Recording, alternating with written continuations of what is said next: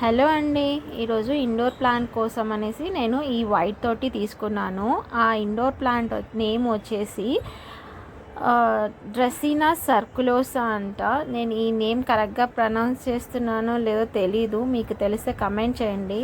Nursery అతను ఇచ్చేటప్పుడు ఏదో నేమ్ చెప్పాడు, నాకు కరెక్ట్గా గుర్తులేదు. అది చాలా రోజులు అయిపోయింది ఈ ప్లాంట్ తీసుకొచ్చి. సో దాని రూట్స్ ఎంత గట్టిగా అయిపోయాయంటే పాట్లో కింద హోల్ ఉంటుంది కదా, దాంట్లో నుంచి బయటికి వచ్చేసాయి.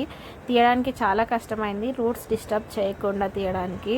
సో ఎలానో అలా తీసేసి ఈ వైట్ పాట్లోకి దాన్ని ప్లేస్ చేసుకున్నాము. ఇది ఇండోర్ ప్లాంట్ కాబట్టి ఎండ అంత కొట్టకుండా పెరుగుతుంది కాబట్టి దానికి సాయిల్లోనే మంచి స్ట్రాంగ్గా పెరగడానికి మనం చూసుకోవాలి. ఆ సాయిల్లో మనము ట్రైకోడర్మా వైట్ పౌడర్ యూజ్ చేసాము, నీమ్ కేక్ పౌడర్ యూజ్ చేసాము, అండ్ కోకోపీట్ ఎరువుతో పాటు ఇవన్నీ మిక్స్ చేసుకొని ఈ మట్టిలో మిక్స్ చేసుకొని మనం దీంట్లో ప్లేస్ చేసుకున్నాం అన్నమాట.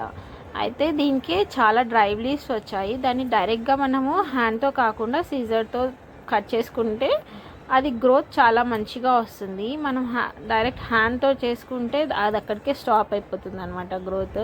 సో ఎప్పుడైనా కట్ చేయాలనుకుంటే సీజరే యూజ్ చేయండి. ఇది ఇలా మేము ఆ పాట్లోకి ఇలా ప్లేస్ చేసుకున్నాము.